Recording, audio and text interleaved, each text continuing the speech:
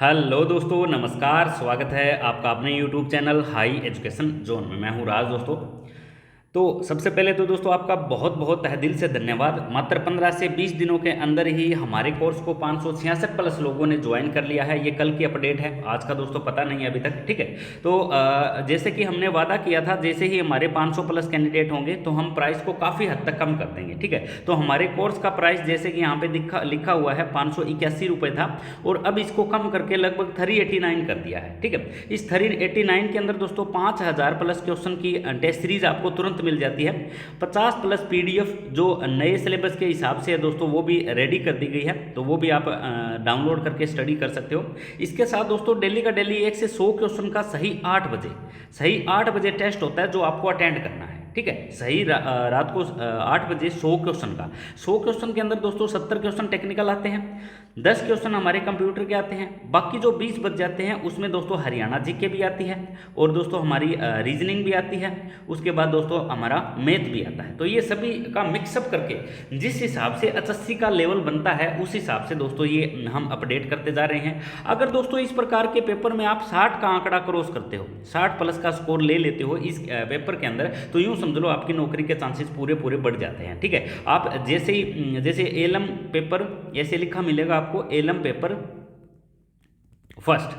ठीक है, LM paper first. और एलएम पेपर फर्स्ट दोस्तों फ्री है, वो आप कोई भी डाउनलोड करके ऐप जो है आपको अच्छा लगता है तो आगे ज्वाइन करके हमारे सारे पेपर अटैम्प्ट कर सकते हो। डेली का डेली रात को 8 बजे 100 क्वेश्चन का एक टेस्ट होता है। 100 क्वेश्चन के बाद आपका रिजल्ट पता चलता है कि आपके स्कोर कितना हुआ है और आपने कौन कौन से क्वेश्चन के अंदर गलती की है। हम दोस्तों लगभग जितने भी एग्जाम हुए हैं उनका सर्वे करके ये पेपर बनाए जा रहे हैं। इन पेपरों के अंदर दोस्तों अगर आप 60 प्लस स्कोर ले लेते हो, ठीक है, तो आपके सिलेक्शन के चांसेस काफ़ी हद तक बढ़ जाएंगे। ठीक है, वो तो ग्रुप के अंदर भी पता चलता रहता है, क्योंकि गारंटी बेस का एक ग्रुप भी बना हुआ है ऐप के अंदर ही, तो वहाँ से भी आपको पता चलता रहता है कि किस किस का क्या क्या स्कोर हुआ है, और लास्ट में आपका रिजल्ट शो भी हो जाता है। आपके आसपास के कैंडिडेट का क्या स्कोर होता है ये भी जानना आपको बहुत ज़्यादा जरूरी है, क्योंकि पता चले कि कौन सा कैंडिडेट किस लेवल तक की तैयारी कर रहा है। ठीक है, जैसे कि जनरल के लिए 50% पासिंग मार्क्स रखे हैं, तो इस हिसाब से आपको 60 प्लस का आंकड़ा क्रॉस करना बहुत ज़्यादा जरूरी है ये टेस्ट के अंदर। ठीक है, ये टेस्ट के अंदर अगर आप 60 प्लस का आंकड़ा ले लेते हो तो लगभग हमारी एक तरफ से गारंटी सी हो जाती है कि आप आसानी से पेपर पास कर सकते हो। ठीक है, तो ये इंक्लूड ही रहेगा, ये 389 के अंदर टेस्ट सीरीज भी इंक्लूड है इसके अंदर। देखिए इसके अंदर टेस्ट सीरीज भी इंक्लूड है, और सारे वीडियो लेक्चर जो हो चुके हैं और जो डेली के डेली अपडेट किए जाते हैं वो भी इसके अंदर इंक्लूड है। 50 प्लस पीडीएफ मिल जाती है आपको। ठीक है, पीडीएफ के अंदर भी दोस्तों आपको काफ़ी सारा सिलेक्टेड डेटा जो है वो मिल जाता है, वो भी दोस्तों आप आसानी के साथ कवर कर सकते हो। ठीक है, तो ये मैंने जैसे कि वादा किया था, जैसे ही हमारे 500 प्लस कैंडिडेट हो जाएंगे तो उसके बाद हम प्राइस को काफ़ी हद तक कम कर देंगे। तो 581 रुपये का प्राइस हम कम करके हम कर चुके हैं 389। इतने रुपए दोस्तों पे करके आप हमें ज्वाइन कर लीजिएगा। इसमें भी किसी को दिक्कत आती है, किसी की फसलें वगैरह खराब हो गई है, तो हमसे बात कर सकता है। ठीक है, नंबर आपको मिल ही जाएगा, नंबर से आप लेके, ये नीचे नंबर भी लिखा हुआ है यहाँ पे, तो इस नंबर पे कॉल मैसेज भी कर सकते हो। ठीक है, किसी भी प्रकार की इंक्वायरी है, किसी भी प्रकार की इन्फॉर्मेशन है, तुरंत कॉल करके हमसे बात कर सकते हो। ठीक है, ये जो दोस्तों मैं पेपर तैयार कर रहा हूँ, ये आज तक मैंने जितने भी पेपर दिए हैं, मान लो एसए के पेपर दिया है, आरआरबी टेक्नीशियन का दोस्तों पेपर दिया है, उसके बाद देखिए दोस्तों एसए के अंदर लगभग 3-4 साल जॉब कर चुके हैं। आईटीआई इंस्ट्रक्टर के एग्जाम में किस किस लेवल के क्वेश्चन पूछे गए हैं। ठीक है, तो एग्जामिनर के माइंड को समझ के, देखिए एग्जामिनर को माइंड को समझ के एग्जाम ये जो डेमो पेपर हम तैयार कर रहे हैं बहुत ज़्यादा जरूरी है, क्योंकि एग्जामिनर का माइंड क्या कहता है। जैसे कि हमने पिछले कुछ टाइम में एक वीडियो बनाई थी चंडीगढ़ एलएम के पेपर में, क्या क्या पूछा जाएगा, टॉपिक बताए थे, वही डिटो टॉपिक जो है उसके एग्जाम के अंदर मिले थे, और लगभग वो जो वीडियो देख के गए थे उनका फोन कॉल भी आया था। 80 के आसपास स्कोर दोस्तों उनका हो चुका है, 70 से लेके 80 तक का स्कोर उनका हो चुका है। बहुत सारे ऐसे कैंडिडेट हैं, विद प्रूफ के साथ दोस्तों मैं आपको ग्रुप के अंदर दिखा भी दूंगा। ठीक है, तो आपको हरियाणा का जो एक वीडियो हम लाएंगे जिसके अंदर हरियाणा के एग्जाम में क्या क्या पूछा जाएगा, ये वीडियो आपको जरूर देखना है। इस वीडियो को देख के आपको अच्छे से तैयारी करनी है।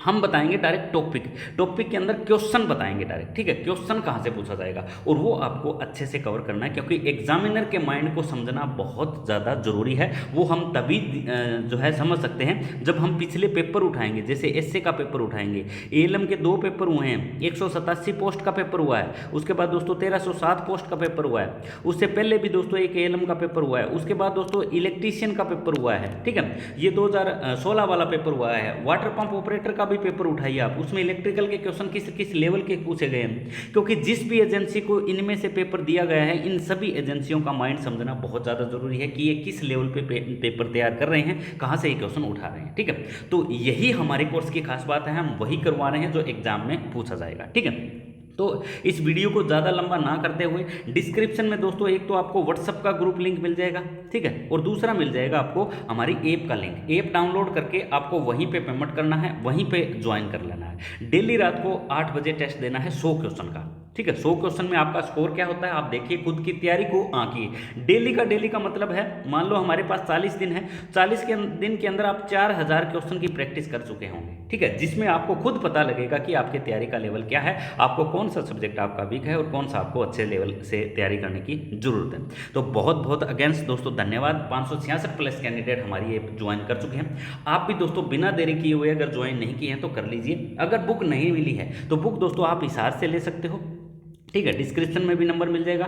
आप दोस्तों कनीना महेंद्रगढ़ से ले सकते हो, कनीना से ले सकते हो, उसके बाद दोस्तों आप फतेहाबाद से ले सकते हो, उसके बाद दोस्तों आप सिरसा से ले सकते हो। ठीक है, यहाँ से हमारी बुक जो है अवेलेबल है, कभी भी जाके यहाँ से बुक ले सकते हो, या मेरे पास फ़ोन करके भी पूछ सकते हो ये बुक कहाँ से मिलेगी। ठीक है, बुक लगभग ओवरऑल हरियाणा के अंदर कवर हो चुके हैं।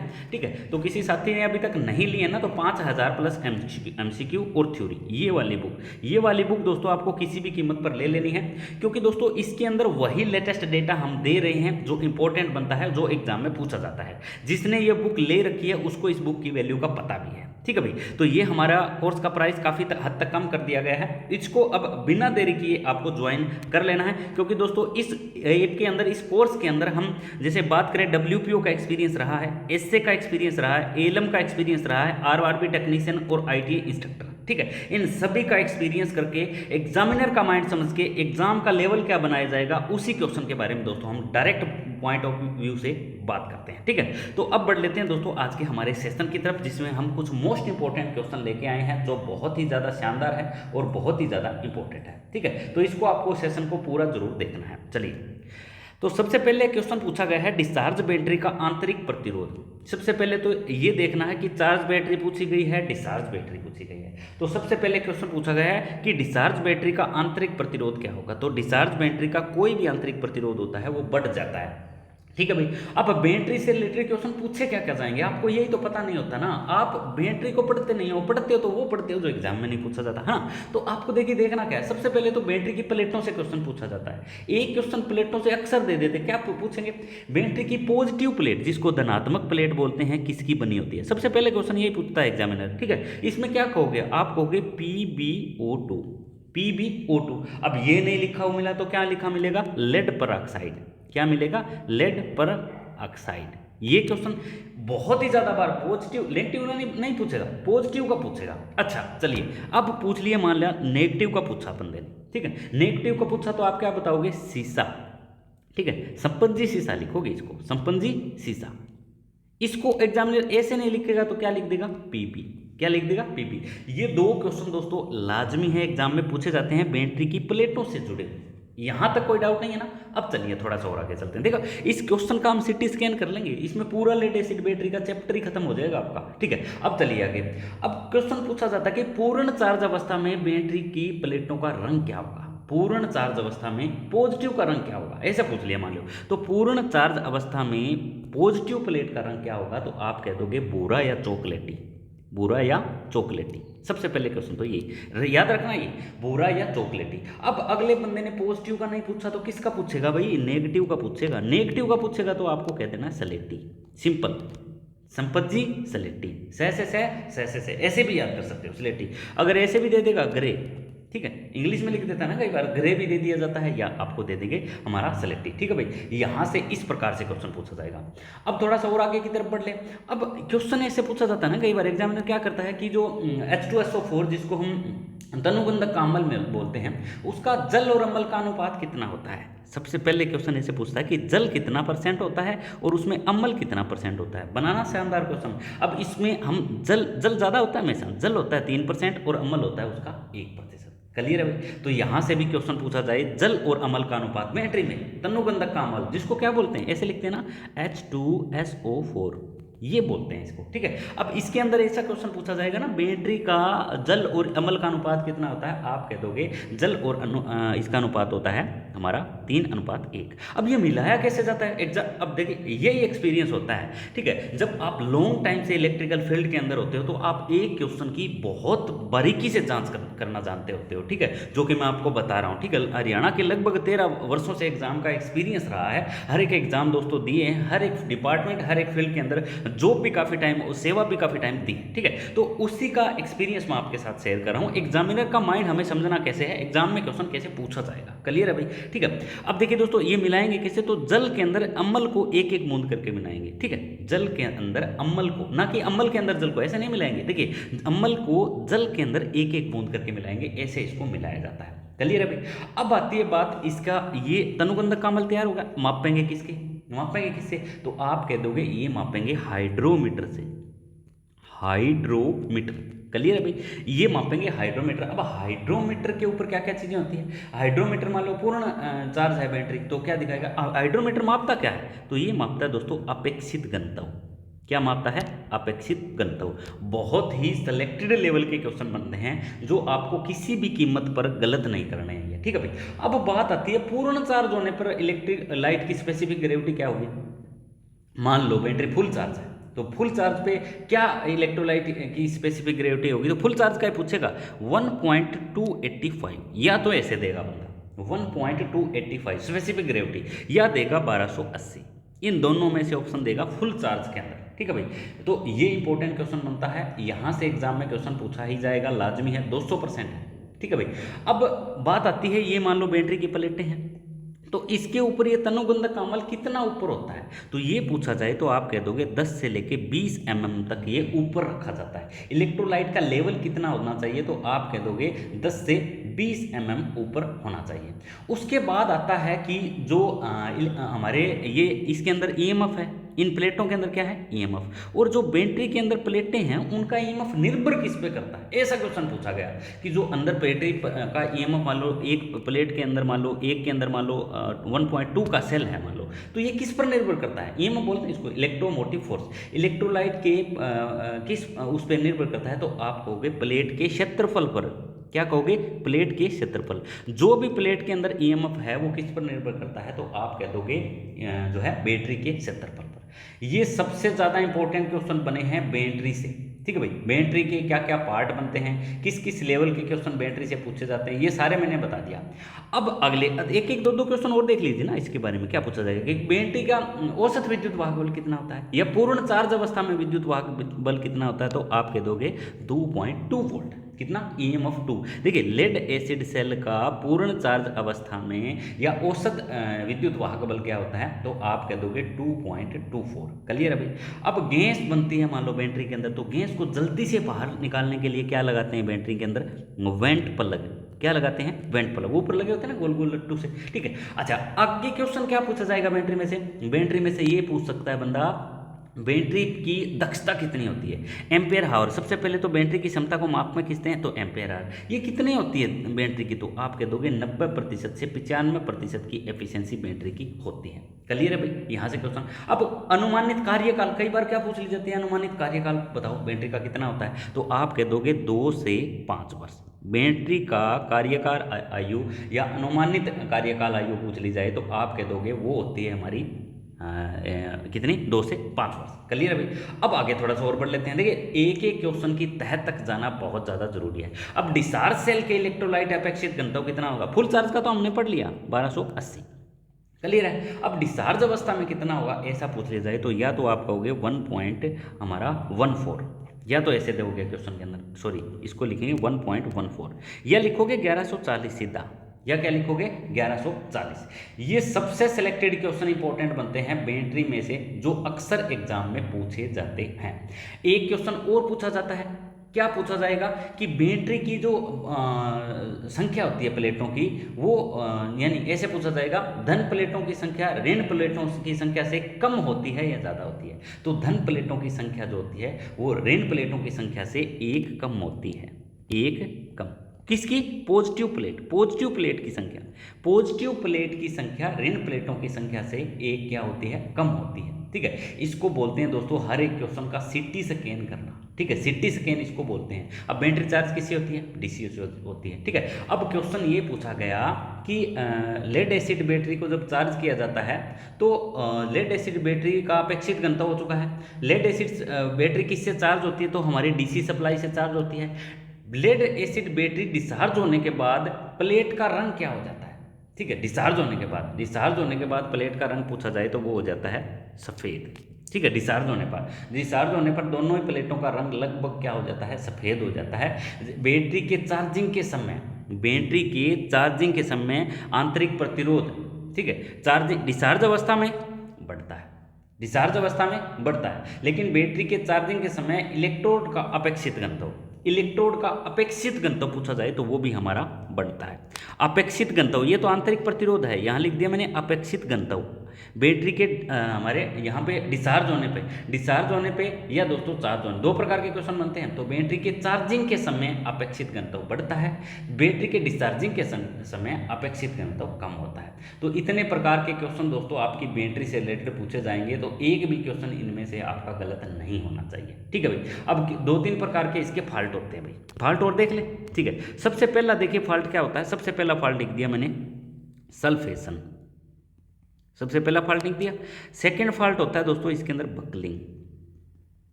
थर्ड फॉल्ट दोस्तों इसके अंदर होता है हमारा सेडिमेंटेशन।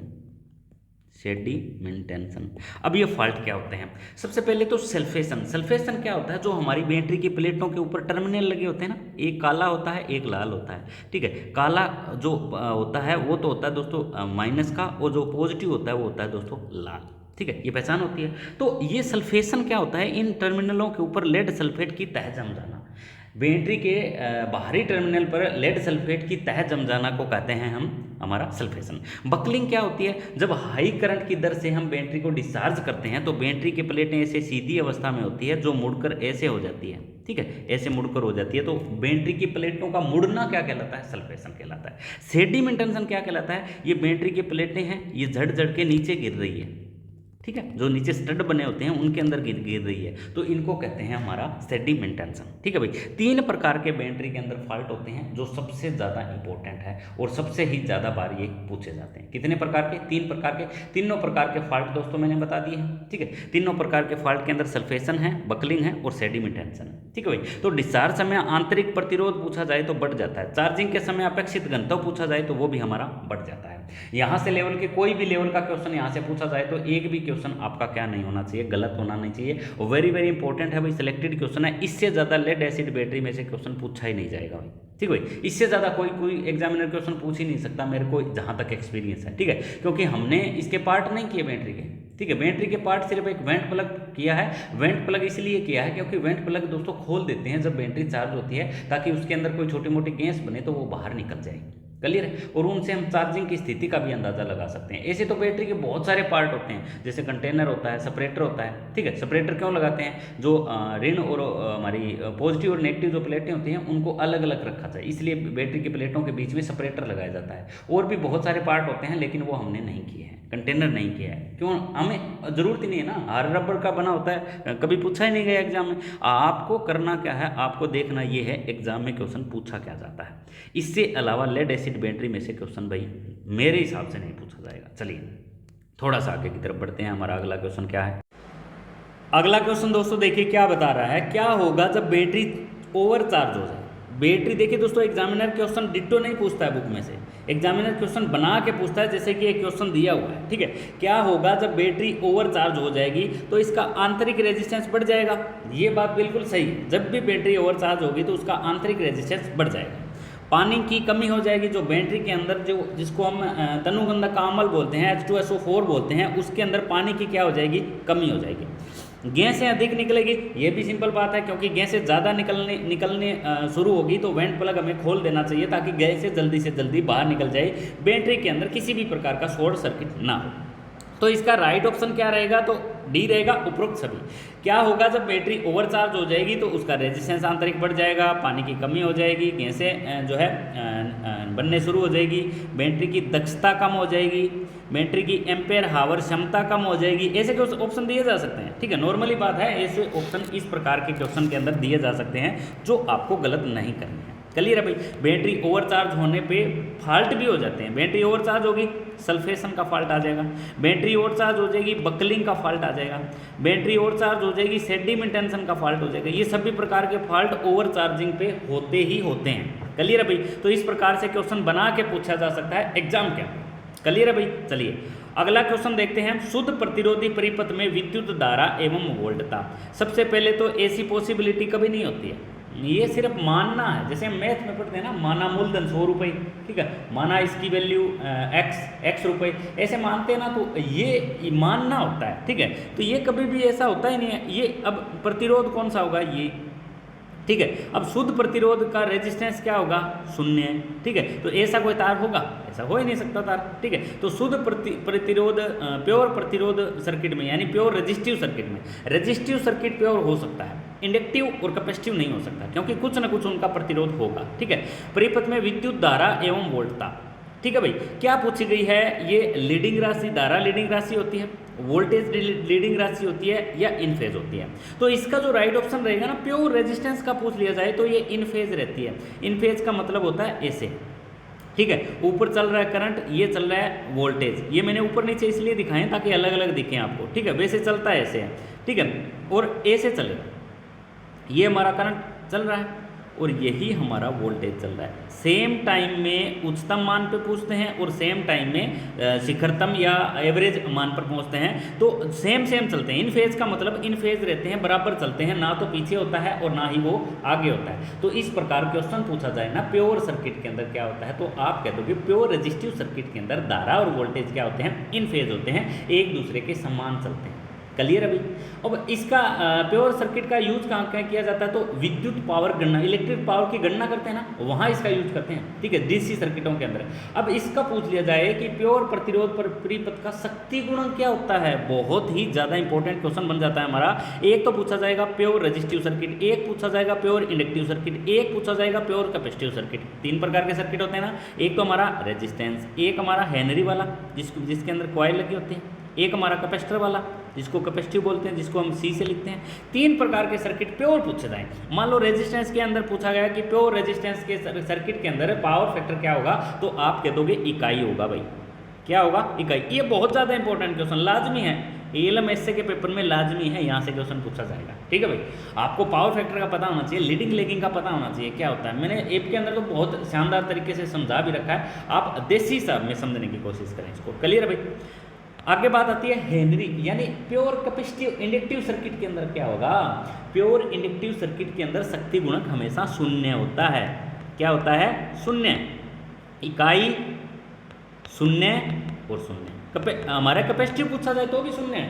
अगर कैपेसिटिव प्योर कैपेसिटिव सर्किट, वैसे तो कोई प्योर कैपेसिटिव सर्किट होता नहीं, तो क्योंकि कुछ ना कुछ बाधा होती है। कैपेसिटिव के अंदर कोई ना कोई तो रेजिस्टेंस होगा, कुछ ना कुछ तो प्रतिरोध होगा, तो ऐसा तो पॉसिबिलिटी है नहीं। अगर है तो पावर फैक्टर क्या होगा, 0। क्लियर है भाई, पावर फैक्टर अगर प्योर होगा तो 0 होगा। अब बात आती है रेजिस्टिव सर्किट के अंदर पावर फैक्टर क्या होता है, कैपेसिटिव इंडक्टिव के अंदर क्या होता है, और प्योर नहीं है, प्योर हटा दिया हमने, आगे से नाम हटा दिया इसका प्योर, अब प्योर नहीं है। अब बताइए क्या होता है। तो जब भी कैपेसिटिव सर्किट का पावर फैक्टर पूछा जाए तो आप कहोगे पावर फैक्टर होता है लीडिंग। क्या होता है, लीडिंग। लीडिंग क्या होता है, वोल्टेज आगे चलते हैं और करंट वोल्टेज, हाँ वोल्टेज पीछे चलते हैं। वोल्टेज क्या रहेंगे, पीछे, वोल्टेज पीछे और करंट क्या रहेगा, आगे। तो इस प्रकार की कंडीशन को हम कहते हैं लीडिंग सर्किट। लीडिंग मतलब कैपेसिटिव सर्किट के अंदर वोल्टेज जो है, वोल्टेज होते हैं वो करंट से आगे चलते हैं। वोल्टेज करंट से क्या करते हैं, आगे चलते हैं। हिंदी में ऐसा लिखेगा मिलेगा कि जो है एक कैपेसिटिव सर्किट के अंदर जो वोल्टेज होते हैं वो करंट से आगे चलते हैं, ऐसे लिखे मिलेगा। ठीक है, तो आपको सिर्फ ध्यान रखना है वोल्टेज का। वोल्टेज कैपेसिटिव सर्किट के अंदर आगे चलते हैं, इंडक्टिव सर्किट के अंदर वोल्टेज होते हैं वो पीछे चलते हैं। क्लियर है भाई, ये बात आ गई समझ में। अगर क्वेश्चन पूछ ले जाए इंडक्टिव सर्किट के अंदर, तो इंडक्टिव सर्किट के आप कहोगे वोल्टेज पीछे चलते हैं और करंट आगे चलता है, तो ये इंडक्टिव सर्किट, इसको लेगिंग बोलते हैं। इसको क्या बोलते हैं, लेगिंग पावर फैक्टर बोलते हैं। तो इस प्रकार से पावर फैक्टर से रिलेटेड आपको एग्जाम में क्वेश्चन पूछा जाएगा। ठीक है, अब इन फेज क्या होता है, इन फेज, अब मान लिया इसका राइट ऑप्शन हमारा इन फेज। इन फेज का मतलब मैंने बता दिया ना, वोल्टेज और करंट साथ साथ चल रहे हैं, वोल्टेज और करंट क्या चल रहे हैं, साथ साथ चल रहे हैं। तो इस प्रकार के सर्किट को हम कहते हैं इन फेज सर्किट। क्या कहते हैं, इन फेज सर्किट। अब बात आती है कि हम इंडक्टिव रिएक्टेंस निकालते कैसे हैं। इंडक्टिव हमें निकालना है XL। XL का फार्मूला होता है 2πfl। XC का फार्मूला क्या होता है, 1/2FC। ये हमारा होता है, ये इसको बोलते हैं कैपेसिटिव रिएक्टेंस। रिएक्टेंस का मतलब दोस्तों क्या होता है, बाधा, जिसको मापा जाता है ओहम के अंदर। किसके अंदर मापा जाता है, ओहम के अंदर। ये भी हमारी क्या है, XL, ये भी हमारी बाधा है जिसको मापेंगे ओहम के अंदर। रेजिस्टेंस को भी किस में मापेंगे, ओहम के अंदर। और इन तीनों को जोड़ दिया जाए तो हमारा बनता है इम्पीडेंस। क्या बनता है, इम्पीडेंस। और इम्पीडेंस को लिखते हैं Z से। किससे लिखते हैं, Z से। इतने प्रकार के क्वेश्चन आपके पूछे जा सकते हैं एसी सर्किट के अंदर, बहुत ज़्यादा इंपॉर्टेंट क्वेश्चन है। अब क्वेश्चन मान लो Z निकालना है हमें, XC नहीं दिया हुआ, ठीक है भाई, क्या नहीं दिया हुआ, XC। तो कैसे निकालेंगे, अब Z मतलब इम्पीडेंस निकालना है हमें, ठीक है। तो हम निकालेंगे R² प्लस में XL²। अगर XC दिया ही नहीं हुआ, आपको क्या नहीं दिया हुआ, XC नहीं दिया हुआ, तो आप ऐसे निकाल लोगे। XC दिया हुआ है, XL नहीं दिया हुआ, तो ये कर देंगे हम XC ऐसे, ठीक है भाई। इसका आ जाएगा हमारा आंसर। इस प्रकार से आप, अब सभी दिए हुए हैं, सभी XC भी दिया हुआ है, XL भी दिया हुआ है, तो आप क्या करोगे, R² plus XC minus XL इसका स्क्वायर। ये प्लस माइनस दोनों लिख दोगे, क्योंकि जो चीज़ बड़ी होती है वो छोटी में से क्या कर देते हैं, माइनस कर देते हैं। तो इस प्रकार से क्वेश्चन आपका पूछा जाएगा हमारे इंडक्टिव, कैपेसिटिव और हमारे रेजिस्टिव सर्किट के अंदर से। आपको एक भी क्वेश्चन इसमें से गलत नहीं करना है। क्लियर है। एक क्वेश्चन पूछा गया था एग्जाम में, हल्का सा क्वेश्चन पूछा गया था, मैं खुद गलत करके आया था। क्वेश्चन पूछा गया था प्रवेश्यता यानी एडमिटेंस को किस में मापा जाता है। तो एडमिटेंस को मापा जाता है साइमन के अंदर। मैं क्वेश्चन गलत करके आया वो बता रहा हूँ आपको। एडमिटेंस को किस में मापा जाता है, एडमिटेंस होता किसका है, एडमिटेंस जो होता है वो दोस्तों मैं लिख देता हूँ एक बार, एडमिटेंस ये किसका उल्टा होता है। ऐसा क्वेश्चन पूछा गया तो ये आप कहोगे ये जेड का उल्टा होता है। किसका उल्टा होता है, इम्पीडेंस का उल्टा होता है। एडमिटेंस किसका उल्टा होता है, इम्पीडेंस का। इसको मापेंगे उल्टा महो के अंदर। ये महो का सिंबल होता है ऐसे, ये हो जाएगा हमारा महो, ठीक है। महो के अंदर इसको लिखेंगे और मापेंगे इसको हम हमारे साइमन के अंदर, ठीक है। दर्शाया किससे जाता है, वाई से। ऐसे पूछ ले जाए इसको किससे दर्शाया जाता है, तो आप कह दोगे इसको दर्शाया जाता है वाई से। इतने प्रकार के क्वेश्चन दोस्तों इंपॉर्टेंट बनते हैं, आपको बिल्कुल ध्यान में रखना है। एक भी क्वेश्चन आपको इनमें से गलत नहीं करना है, ठीक है भाई। अब बढ़ लेते हैं दोस्तों आज के हमारे अगले क्वेश्चन की तरफ। क्वेश्चन हमारा पूछा गया है, चुंबकीय फ्लक्स का लीकेज किस प्रकार के ट्रांसफार्मर में न्यूनतम होता है। न्यूनतम को हम लिख सकते हैं कम होता है। ऐसा कौन से प्रकार का ट्रांसफार्मर है जिसमें लीकेज फ्लक्स कम होता है। अब सबसे पहले तो आपको समझना पड़ेगा लीकेज फ्लक्स होता क्या है। देखिए दोस्तों, लीकेज फ्लक्स समझने के लिए मैंने ये कॉइल बना दी है, ठीक है भाई। इसको मैंने सप्लाई दे दी है, इसका ये फ्लक्स बन रहा है, ये सेकेंडरी कॉइल के साथ लिंक कर रहा है। जो ये फ्लक्स है, इस साइड वाला फ्लक्स, ये वाला, ये फ्लक्स हमारे कोई काम में नहीं आ रहा। ये फ्लक्स क्या होता है, कोई काम में नहीं आ रहा। इसी फ्लक्स को कहा जाता है लीकेज फ्लक्स। इसको क्या कहेंगे, लीकेज फ्लक्स, ठीक है भाई। लीकेज फ्लक्स आगे समझ में। अब ये पूछा गया है कि किस प्रकार के ट्रांसफार्मर के अंदर लीकेज फ्लक्स न्यूनतम होता है, यानी सबसे कम लीकेज फ्लक्स होता है। तो आप कहोगे हमारा ट्रांसफार्मर होता है बेरी टाइप। कौन से प्रकार का ट्रांसफार्मर, बेरी टाइप। ऐसे उसके अंदर छड़ें डली होती है भाई, ठीक है भाई। ये चीज़ होती है। ये हमारा किस प्रकार का ट्रांसफार्मर है, तो आप कहोगे ये बेरी प्रकार का ट्रांसफार्मर है, ठीक है। और इसकी ये छड़ जो होती है ये किस कार की होती है, मध्य भुजा बोल देते हैं, बीच की जो है एंगल बोल देते हैं। तो ये लेमिनेटेड कोर होती है और ये बेलनाकार की होती है। किस आकार की, बेलनाकार की। तो यहाँ से क्वेश्चन उठाया जा सकता है। अब देखिए दोस्तों, इसके अंदर सबसे कम फ्लक्स लीकेज होता है। वो होता क्यों है, क्योंकि दोस्तों जब इसके चारों तरफ वाइंडिंग की हुई है और ये सारी की सारी वाइंडिंग इन कोर के साथ लिंक करेंगी, जो भी इनका फ्लक्स बनेगा पूरा का बाहर नहीं जाएगा फ्लक्स, सबसे कम जाएगा बाहर। अंदर ही वाइंडिंग है, अंदर ही कोर है, अंदर ही फ्लक्स बनना है, तो लीकेज होगा फ्लक्स, बिल्कुल नहीं होगा। तो इस प्रकार के ट्रांसफार्मर के अंदर, बेरी टाइप के ट्रांसफार्मर के अंदर लीकेज फ्लक्स जो होता है वो सबसे कम होता है। क्वेश्चन पूछा जाए core type, cell type, berry type, question बनावट के आधार पर क्वेश्चन पूछा जाता है। देखिए, बनावट के आधार पर ट्रांसफार्मर तीन प्रकार के होते हैं। सबसे पहला होता है कोर टाइप, ठीक है भाई। सबसे दूसरा होता है कोर टाइप के बाद सेल टाइप। तीसरा जो होता है वो होता है हमारा बेरी टाइप। लाजमी है यहाँ से इस क्वेश्चन को पक्का करके रखें, यहाँ से क्वेश्चन पूछा जाएगा भाई एग्जाम के अंदर। कोर टाइप, सेल टाइप और बेरी टाइप। हमारा क्वेश्चन बन रहा है न्यूनतम फ्लक्स लीकेज का, तो आप कहोगे बेरी टाइप ट्रांसफार्मर के अंदर सबसे कम लीकेज फ्लक्स होता है। क्वेश्चन ये पूछा जाए, ये ऑप्शन दे दिए तीनों ही, और यही क्वेश्चन है सेम। इसमें ये दिया गया कि सबसे ज़्यादा एफिशिएंसी वाला ट्रांसफार्मर कौन सा है, तो आप कहोगे बेरी टाइप ट्रांसफार्मर सबसे ज़्यादा दक्षता या सबसे ज़्यादा एफिशिएंसी देता है, क्योंकि इसके अंदर न्यूनतम लीकेज फ्लक्स होता है। क्या होता है? न्यूनतम लीकेज फ्लक्स होता है। क्लियर है? इसका आकार क्या होता है, तो इसका आकार गोलाकार होता है। ऐसे आकार पूछ लिया जाए क्या होता है, तो इसका आकार गोलाकार होता है। क्लियर है? अब हम बात कर लेते हैं सेल टाइप ट्रांसफार्मर की। बेरी टाइप क्लियर है ना, सबसे कम फ्लक्स। अब उससे ज़्यादा फ्लक्स लीकेज किस में होगा? सेल टाइप ट्रांसफार्मर के। कौन से प्रकार के ट्रांसफार्मर में? Cell type. सेल टाइप मैं बना देता हूँ। इस प्रकार का ट्रांसफार्मर एक होता है जिसको बोलते हैं हम सेल टाइप ट्रांसफार्मर। इसके बीच वाले हिस्से पर वाइंडिंग की होती है। ठीक है भाई। सेल टाइप ट्रांसफार्मर के अंदर कौन सी हम पत्तियां लगाते हैं, तो आई और ई टाइप प्रकार की पत्तियां, स्टैंपिंग का यूज किया जाता है भाई। क्लियर है? यहाँ से क्वेश्चन उठाया जाएगा। तो इसके बीच वाले भाग पर वाइंडिंग की जाती है। जो बीच वाला भाग है ना, इसी के अंदर प्राइमरी करते हैं, इसी के अंदर हम सेकेंडरी करते हैं। इसका फ्लक्स लीकेज कोर टाइप के मुकाबले कम होता है। जो सबसे पहले वाला पढ़ेंगे ना, अभी तक पढ़ा नहीं, इसके मुकाबले कम होता है। ठीक है भाई, क्योंकि इस फ्लक्स लीकेज तो इसके अंदर होता है, लेकिन इसके अंदर सबसे ज़्यादा होता है। बेरी टाइप के अंदर बेरी टाइप के अंदर फ्लक्स लीकेज सबसे कम होता है। उससे थोड़ा सा ज़्यादा होता है हमारे सेल टाइप के अंदर, उससे थोड़ा सा ज़्यादा सेल टाइप से। फिर उससे भी ज़्यादा किससे होता है? कोर टाइप के अंदर। किसके अंदर? कोर टाइप के अंदर। तो अब इस प्रकार के ट्रांसफार्मर का प्रयोग कहाँ करेंगे, तो इस प्रकार के ट्रांसफार्मर का प्रयोग आप स्टेप अप और स्टेप दोनों प्रकार के ट्रांसफार्मर के अंदर कर सकते हो। किसके? स्टेप अप और स्टेप डाउन, दोनों प्रकार। वेरी वेरी इंपॉर्टेंट क्वेश्चन है। क्वेश्चन पूछा जाएगा किस प्रकार के ट्रांसफार्मर का प्रयोग आप दोनों प्रकार के कर सकते हो, तो आप कहोगे स्टेप डाउन स्टेप अप दोनों ही यूज किए जाते हैं सेल टाइप ट्रांसफार्मर। क्लियर है भाई? तो यहाँ से क्वेश्चन लीकेज फ्लक्स से पूछा जाएगा, लाजमी है एग्जाम में, यहाँ से क्वेश्चन अक्सर देखा जाता है। अब कोर टाइप का तो आपको पता ही है। देखिए, ये हमारी है कोर, इसके ऊपर बनाया ये कोर, इसके ऊपर यहाँ हम बाइंडिंग करते हैं और यहाँ से हम सप्लाई लेते हैं। इसका सारा फ्लक्स जो होता है वो लगभग लीकेज में जाता है। इसका क्या जाता है? लगभग फ्लक्स लीकेज में जाता है, काम कम ही आता है। ठीक है? तो यहाँ से क्वेश्चन पूछा जाएगा कि हमारा कोर टाइप ट्रांसफार्मर के अंदर फ्लक्स लीकेज कितना होता है, तो कोर टाइप ट्रांसफार्मर के अंदर सबसे ज़्यादा फ्लक्स लीकेज होता है। इसके अंदर किस प्रकार की पत्तियाँ यूज करते हैं, तो आप कहोगे एल प्रकार की पत्तियाँ इसके अंदर यूज करते हैं। 2 स्टैंपिंग का इस्तेमाल किया जाता है। इसमें केवल चुंबकीय मार्गों की संख्या कितनी होगी, ये क्वेश्चन भी इंपॉर्टेंट बनता है। कोर टाइप ट्रांसफार्मर में चुंबकीय मार्गों की संख्या क्या होती है? 1।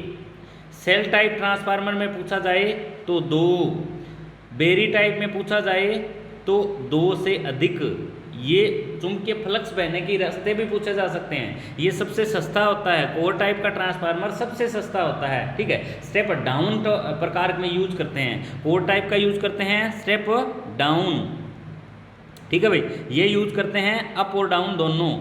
ठीक है भाई? दोनों प्रकार के क्वेश्चन पूछे जा सकते हैं। ये भी आप दोनों प्रकार के, ये ज़्यादातर स्टेप अप ट्रांसफार्मर के अंदर यूज करते हैं। हमारा बेरी टाइप ट्रांसफार्मर की बात करें तो ट्रांसफार्मर से रिलेटेड यहाँ से इतने प्रकार के क्वेश्चन आपके पूछे जा सकते हैं। एक भी क्वेश्चन आपका गलत नहीं होना चाहिए अगर ट्रांसफार्मर में से क्वेश्चन उठाया जाए। क्लियर भाई? तो यहाँ से क्वेश्चन पूछा जाएगा, लाजमी है। एक दोस्तों ट्रांसफार्मर की ना वो पूछी जाती है रेशो, उससे न्यूमेरिकल दे दिए जाते हैं। तो आपको हमेशा याद रखना है, करंट हमेशा वोल्टेज का उल्टा होता है। करंट क्या होता है? वोल्टेज का उल्टा होता है। तो VS बटे में लिखेंगे VP और IP बटे में लिखेंगे IS। इसका मतलब क्या है? ये हमारे सेकेंडरी के वोल्टेज हैं, ये हमारे प्राइमरी के वोल्टेज हैं। ये प्राइमरी का करंट है, ये हमारा सेकेंडरी का करंट है, क्योंकि करंट और वोल्टेज का हमेशा उल्टा होता है। ठीक है? और ये लिखेंगे हम वोल्टेज के अनुसार, ये लिखेंगे वोल्टेज के अनुसार। Primary turn, secondary voltage, primary current, secondary current. अब मान लो इसके अंदर क्या किया बंदे ने, इसने मान लो सेकेंडरी वोल्टेज नहीं दिया, आपको सेकेंडरी वोल्टेज निकालने हैं। इस प्रकार का सम दे दिया जाए तो टर्न आपको ज्ञात करने, मान लो 80 टर्न है और प्राइमरी टर्न कितने हैं, आप कह दोगे 40 है। इसके इक्वल में लिखा मैंने सेकेंडरी वोल्टेज हमें नहीं दिए हुए। ठीक है? और प्राइमरी वोल्टेज दिए हुए हैं मान लो 20 वोल्ट दिए हुए हैं। तो इसको क्या करोगे आप, इसकी आर पार गुना कर लोगे।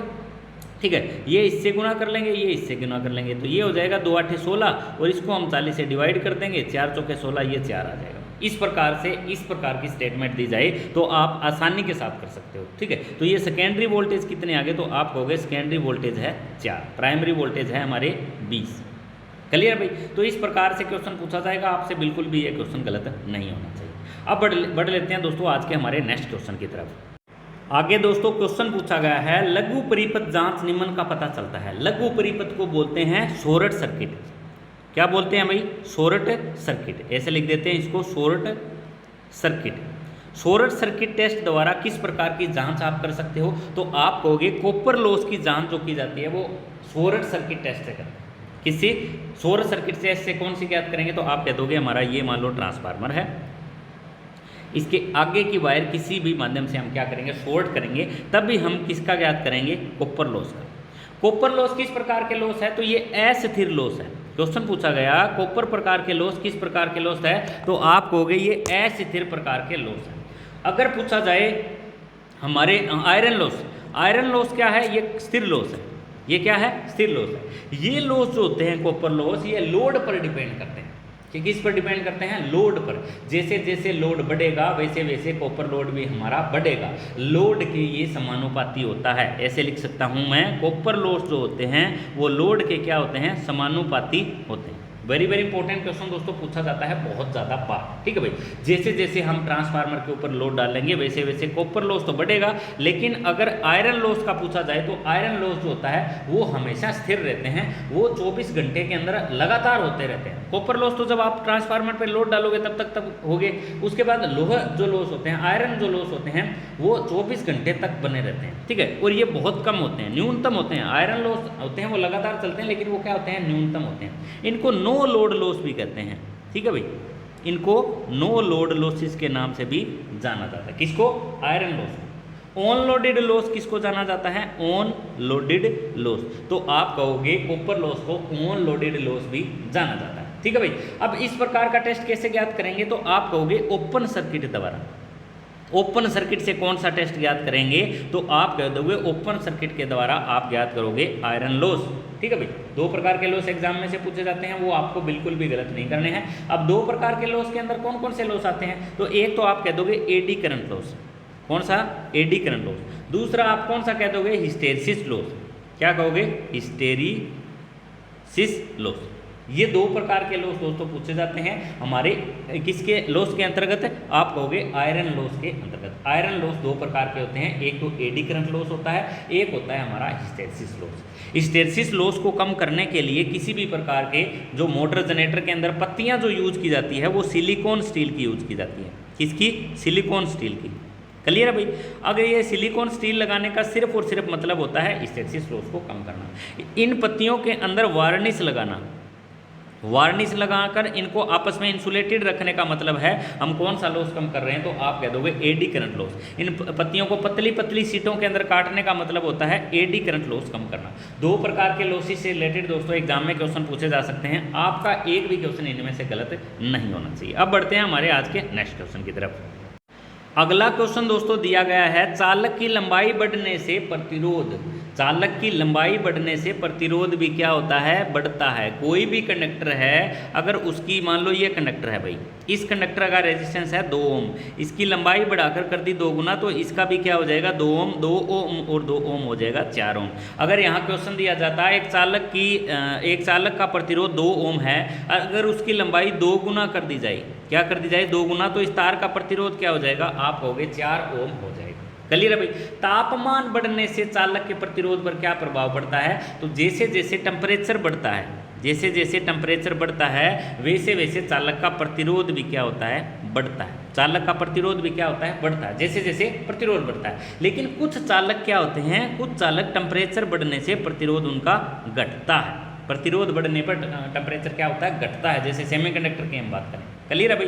टेम्परेचर बढ़ने से रेजिस्टेंस चालक का बढ़ता है, टेम्परेचर के घटने से रेजिस्टेंस जो है घटता है। 2 प्रकार के क्वेश्चन यहाँ से पूछे जाएंगे। अब पूछा जाए इसका क्रॉस क्षेत्रफल एरिया, क्रॉस सेक्शन एरिया कम कर दिया जाए तो क्या फर्क पड़ता है। किसी भी तार का अगर क्रॉस सेक्शन एरिया उसका बढ़ा दिया जाए, मान लो ये कहा है किसी चालक की लंबाई की जगह यहाँ पे क्षेत्रफल लिख दिया, क्षेत्रफल बढ़ने से प्रतिरोध क्या होगा, तो क्षेत्रफल बढ़ने से राइट ऑप्शन हमारा रहेगा ए। क्षेत्रफल बढ़ने से किसी भी तार का रेजिस्टेंस घटता है। क्या होता है, घटता है। ये एक तार है, इसका रेजिस्टेंस है भाई 2 ओम, इसका क्षेत्रफल को घटा के हमने डबल कर दिया, यानी इस तार की मोटाई क्या कर दी, डबल कर दी। अब इस तार का रेजिस्टेंस कितना होगा, तो आप कहोगे इस तार का रेजिस्टेंस होगा 1 ओम, क्योंकि इसका क्षेत्रफल इसकी मोटाई घटाकर क्या कर दी है, आधी कर दी है, तो सॉरी डबल कर दी है। डबल करने की वजह से इसका रेजिस्टेंस क्या रह गया, 1 ओम। क्योंकि रेजिस्टेंस लिखते हैं हम ऐसे, ये होता है हमारा L, ये होता है हमारा A, ये एरिया है, ये लेंथ है। लेंथ के एक समानुपाती होता है, एरिया के उल्टे अनुपाती होता है। ठीक है भाई, यहाँ से क्वेश्चन पूछा जा सकता है हमारा एक रेजिस्टेंस। अब क्वेश्चन मान लो एक स्टेटमेंट दी जाती है, एक मैं स्टेटमेंट लिख रहा हूँ, देखिए ऐसी स्टेटमेंट एग्जाम में दी हुई मिलेगी। ठीक है, क्वेश्चन मैंने लिख दिया, एक तार का रेजिस्टेंस 8 ओम है, लिख दिया भाई। उसके बाद इस तार की लंबाई 2 गुना करने पर वह इसका क्षेत्रफल 2 गुना करने पर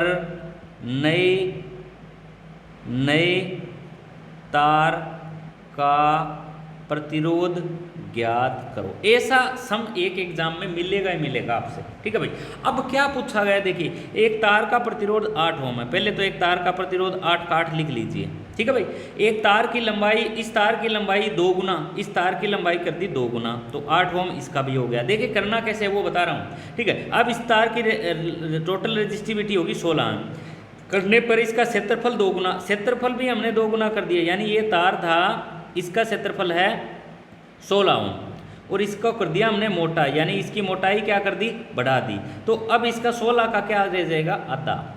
क्या रह जाएगा, आधा, क्योंकि हमने क्षेत्रफल बढ़ा दिया तो रेजिस्टेंस क्या होगा, कम होगा। तो इसका वही का वही रेजिस्टेंस रह जाएगा, इसका रेजिस्टेंस आ जाएगा 8 ओम। इस प्रकार का सम पूछा जाए तो आपका 1% भी गलत नहीं होना चाहिए। ठीक है, रेजिस्टेंस से रिलेटेड ऐसे एग्जाम में क्वेश्चन अक्सर देखे जाते हैं, पूछे ही जाएंगे आपसे। ठीक है, तो रेजिस्टेंस का ऐसा क्वेश्चन पूछा जाएगा, आपसे गलत नहीं होना चाहिए। क्लियर है भाई। अब बढ़ लेते हैं दोस्तों हमारे अगले क्वेश्चन की तरफ। अगला क्वेश्चन क्या बता रहा है, अगर 2 प्रतिरोधक समांतर में जोड़े जाएं तब तुलनात्मक प्रतिरोध की मात्रा क्या होगी। समानांतर का मतलब है भाई पैरेलल में जोड़े हैं, ये एक प्रतिरोध है और ये एक प्रतिरोध है, इनको जोड़ दिया जाए पैरेलल में। तो पैरेलल में जब प्रतिरोध को जोड़ते हैं तो प्रतिरोध का मान कम होता है प्रत्येक प्रतिरोध से। मान लो इसका मान है 8 ओम, इसका मान है 9 ओम, तो इस 8 ओम के मान से प्रत्येक प्रतिरोध से क्या होगा, कम होगा। इस मान से क्या आ जाएगा, रेजिस्टेंस इसका कम आएगा। क्लियर है भाई। जब भी पैरेलल प्रतिरोध के मान बराबर हों तो उनका एक का मान लिख देते हैं हम, जैसे ये 4 है, ये 4 है, तो इसका क्या आ जाएगा, हमारा 4 ही आ जाएगा। इसको सॉर्ट आउट करके देखते हैं, क्योंकि हो सकता है मैं गलत हूँ। ठीक है, ये 4 आ गया, ये 1 प्लस में 1 2 और ये आ गया 4, इसको उल्टा करेंगे तो 4 बटे में आ जाएगा 2, 2 दूना 4, तो इसका रेजिस्टेंस आएगा हमारा 2 ओम। जब समान मान के रेजिस्टेंस दिए हों तो आप क्या करोगे, इसके आधा कर दोगे, जो ये रेजिस्टेंस दिया हुआ ना इसका आधा कर दोगे, ये हमारा पूरा मान आ जाए जब समान मान के दिए हों। अब मान लो रेजिस्टेंस ये हमारा 8 ओम का है और ये भी 8 ओम का है, पैरेलल में जोड़ रखा है। अब इसका रेजिस्टेंस कितना आएगा, तो इसका 4 आना चाहिए। 4 कैसे आएगा, देखिए 1/8 लिखेंगे, प्लस में 1/8 लिखेंगे, 8 हमारा ये आ जाएगा, ये 1 आ जाएगा, प्लस में 1, ठीक है भाई, 1 और 1 हमारा हो जाएगा 2, 2 बटे हो जाएगा 8, तो 8 को हम 2 से भाग करेंगे तो आ जाएगा 4। तो यानी एक जो रेजिस्टेंस होगा उसके मान से भी कम आएगा। ये प्रूफ यही बात कर रहा है, ये क्वेश्चन यही प्रूफ कर रहा है। क्वेश्चन बता रहा है 2 प्रतिरोधक समांतर में जोड़े जाएं तो तुलनात्मक प्रतिरोध प्रत्येक प्रतिरोध से क्या होगा, कम होगा। ठीक है भाई, इस प्रकार का क्वेश्चन पूछा जाए तो आपका बिल्कुल भी गलत नहीं होना चाहिए। अगले क्वेश्चन की तरफ बढ़ते हैं, जिन्नर डायोड की तरफ। देखिए जिन्नर डायोड के अंदर क्या बताया गया है, जिन्नर डायोड का प्रयुक्त किया जाता है, कैसे प्रयुक्त करते हैं जिन्नर डायोड की दोस्तों बात की गई है। तो जिन्नर डायोड के बारे में सबसे पहले जानना बहुत ज़्यादा जरूरी है। जिन्नर डायोड का प्रयोग किया जाता है रिवर्स बायस के अंदर। किसके अंदर करते हैं, रिवर्स बायस के अंदर। यूज कहाँ करते हैं, तो वोल्टेज रेगुलेटर के अंदर यूज करते हैं। मैंने VR लिख दिया, VR का मतलब यहाँ पे लिखेंगे जिन्नर डायोड का वोल्टेज रेगुलेटर के रूप में यूज करते हैं। जिन्नर डायोड रिवर्स बायस में काम करता है। फॉरवर्ड बायस में ये नॉर्मल डायोड की तरह काम करता है। क्वेश्चन ये पूछ लिया जाए ना, जो जिनर डायोड है वो नॉर्मल बायस के अंदर कैसे काम करता है, तो आप कहोगे जिनर डायोड नॉर्मल बायस के अंदर क्या काम करता है, तो ये फॉरवर्ड बायस के अंदर काम करता है। किसके अंदर? फॉरवर्ड बायस के अंदर। क्लियर है भाई? इसमें होता क्या है, तो इसमें होता है पी एन जंक्शन, ये पी है ये एन है, ठीक है। जिनर डायोड के अंदर क्या होता है, ऐसे क्वेश्चन पूछ लिया जाए कि जिनर डायोड के अंदर होता क्या है, तो आप कहोगे इसके अंदर एक पीएन डायोड या पीएन जंक्शन होता है। अब पूछ लिया जाए ये बना किसका होता है, तो आप कहोगे ये सिलिकॉन का बना होता है, ठीक है भाई। जिनर डायोड पूछ लिया जाए बना किसका होता है, तो आप कहोगे ये बना होता है हमारा सिलिकॉन का। जिनर डायोड की कट इन वोल्टेज पूछ ली जाए, कट इन वोल्टेज, ठीक है, तो जिनर डायोड की कट इन वोल्टेज होती है 0.6 और 0.7, किसकी? Zener diode. अब जिनर डायोड का सिंबल पूछ लिया जाए कि जिनर डायोड का सिंबल क्या होता है, ठीक है। कई बार एग्जामिनर क्या करता है, सिंबल दे देता है ऐसे सीधा ही, ठीक है, तो ये हमारा जिनर डायोड का सिंबल होता है। तो इस प्रकार से क्वेश्चन भी आपके एग्जाम में देखने को मिल सकता है, एक भी क्वेश्चन इनमें से गलत आपका नहीं होना चाहिए, ठीक है। जिनर डायोड पीएन जंक्शन में कैसे होते हैं, तो आप कहोगे हेवी डोप्ड होते हैं, ठीक है भाई। कैसे होते हैं ये दोनों के दोनों, ये हेवी डोप्ड होते हैं। ये क्वेश्चन भी बहुत बार देखा गया है कि जिनर डायोड में जो पीएन जंक्शन का क्षेत्र होता है वो कैसे होता है, तो आप कहोगे हेवली डोप्ड होते हैं। क्लियर है भाई? इस प्रकार के क्वेश्चन अक्सर जिनर डायोड के एग्जाम में देखे जाते हैं। चलिए अब बढ़ लेते हैं आज के हमारे नेक्स्ट क्वेश्चन की तरफ। अगला क्वेश्चन दिया गया है, मेगर का प्रयोग किया जाता है। क्वेश्चन पूछा गया है मेगर का प्रयोग कहाँ करते हैं, या मेगर का प्रयोग किसके लिए किया जाता है, तो सबसे पहला हमारा राइट ऑप्शन होगा बी, उच्च प्रतिरोध मापने के लिए मेगर का प्रयोग किया जाता है, रेजिस्टेंस का उच्चतम मान मापने के लिए, ठीक है भाई। इसको दूसरा नाम क्या है इसका, इंसुलेशन प्रतिरोध मीटर, इंसुलेशन प्रतिरोध मीटर या इंसुलेशन मीटर। क्लियर है भाई? अब पूछा जाए मेगर रेजिस्टेंस में कैसे मापता है, तो आप कहोगे मेगा ओम में मापता है। कैसे मापता है? मेगा ओम में। इसकी स्केल कहाँ से कहाँ तक होती है, तो इसकी स्टार्टिंग के अंदर स्केल इन्फिनिटी होती है और यहाँ पे होती है हमारी शून्य, ठीक है भाई। दो प्रकार के क्वेश्चन यहाँ से पूछे जाएंगे। इसकी अंतिम जो रीडिंग होती है वो शून्य होती है और फर्स्ट जो होती है वो होती है हमारी अनंत। ये क्वेश्चन भी एग्जाम में बहुत ज़्यादा बार देखा गया है। अब मेगर से हम टेस्ट क्या क्या कर सकते हैं, तो मेगर से हम टेस्ट कर सकते हैं, सबसे पहला टेस्ट आता है पोलरिटी टेस्ट। क्या आता है भाई? Polarity test. सेकंड जो टेस्ट आता है उसको कहते हैं हम short circuit test, short circuit test, ठीक है भाई। अगला जो थर्ड नंबर का टेस्ट आता है उसको बोलते हैं अर्थ टेस्ट। कौन सा टेस्ट है?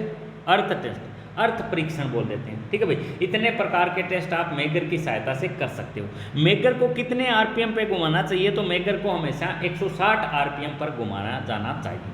कितने आरपीएम पर? 160 आरपीएम।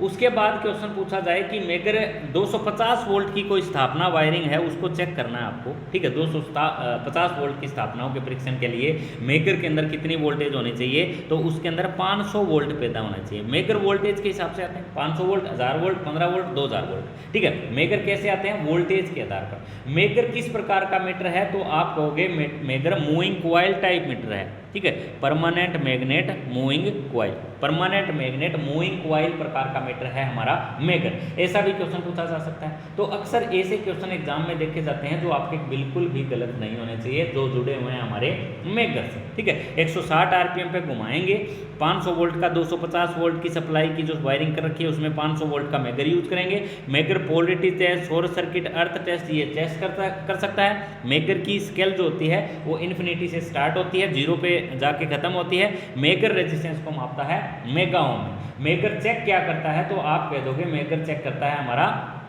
इसका वायरिंग का इंसुलेशन टेस्ट या प्रतिरोध टेस्ट। तो यहाँ से इतने प्रकार के क्वेश्चन आपसे हो सकता है पूछ लिए जाएं जो आपके बिल्कुल भी गलत नहीं होने चाहिए। अब बढ़ लेते हैं दोस्तों आज के हमारे नेक्स्ट क्वेश्चन की तरफ। निक्षेपण नियंत्रण टारक विक्षेपण टारक का, ठीक है, क्वेश्चन पूछा गया है। ये टारक होते हैं। अब ये टारक समझेंगे कैसे। नियंत्रण टारक को कहते हैं कंट्रोलिंग टारक। क्या कहते हैं भाई? Controlling truck. ये होता है हमारा, ये चंडीगढ़ के एग्जाम में क्वेश्चन पूछा गया था। विक्षेपण टारक क्या होता है, इसको बोलते हैं डिफ्लेक्टिंग टारक, ठीक है भाई। क्या बोलते हैं? Deflecting truck. ये क्या करता है, ये मान लो हमारा मीटर है, ठीक है भाई। इसको क्या करता है, ये आगे की तरफ चलाता है। विक्षेपण बल किसको कहेंगे, तो आप कहोगे विक्षेपण बल कहा जाता है जो किसी भी हमारे पॉइंटर को शून्य गति से आगे चलाने की कोशिश करता है, उसको क्या कहते हैं हम, हमारा डिफ्लेक्टिंग टार्क। कंट्रोलिंग टार्क क्या होता है, अब मान लो ये स्केल आगे चली तो ये स्केल रुकेगी जब ही तो रीडिंग लेंगे ना। कोई भी स्केल चल रही है, ये स्केल रुकेगी तभी तो हम रीडिंग लेंगे। तो उस कंट्रोल करने के लिए जो युक्ति यूज की जाती है उसको कहते हैं हम कंट्रोलिंग टॉर्क। क्लियर भाई। कंट्रोलिंग टॉर्क कितने प्रकार से मीटरों के अंदर की जाती है, तो आप कहोगे कंट्रोलिंग टॉर्क 2 प्रकार से की जाती है। कितने तरीके से, 2 प्रकार से। एक तो होती है दोस्तों स्प्रिंग कंट्रोल। किसकी, स्प्रिंग कंट्रोल। स्प्रिंग कंट्रोल के अंदर इसके पॉइंटर के अंदर हम स्प्रिंग लगा देते हैं। क्लियर है भाई। दूसरी होती है हमारी भार विधि, जिसको बोल देते हैं हम वेट। ठीक है, एक तो हमारी हो जाती है स्प्रिंग कंट्रोल, एक हो जाती है वेट कंट्रोल विधि। ठीक है भाई। तो इसके अंदर क्या करेंगे, इस पॉइंटर को नीचे पीछे की तरफ बढ़ाकर यहाँ पे एक भार लगा देते हैं। ठीक है, जिसको ग्रेविटी कंट्रोल बोला जाता है। क्या बोला जाता है, ग्रेविटी कंट्रोल। ये 2 प्रकार की जो विधियाँ पूछी जाती है हमारी किसकी, कंट्रोलिंग से संबंधित। ठीक है, नियंत्रण टॉर्क जो किया जाता है वो 2 तरीकों से किया जाता है, एक स्प्रिंग कंट्रोल, एक किया जाता है गुरुत्वीय नियंत्रण, जिसको बोला जाता है ग्रेविटी कंट्रोल। क्लियर है भाई। अब ये इसमें स्प्रिंग पूछ लिया जाता है, ये किसका बना होता है, तो ये स्प्रिंग बना होता है फास्फोर ब्रोंज का। स्प्रिंग पूछा जाए तो आप कहोगे स्प्रिंग बना होता है फास्फोर ब्रोंज का। इंपॉर्टेंट क्वेश्चन है भाई। अब क्वेश्चन पूछा जाएगा कि डिफ्लेक्टिंग टॉर्क लगने के बाद कंट्रोलिंग टॉर्क लगता है, तो इन 2 प्रकार की जो फोर्स लगती है, इनके अंदर इस पॉइंटर के अंदर एक कंपन जैसी स्थिति पैदा हो जाती है, जिसको हम कहते हैं डैम्पिंग।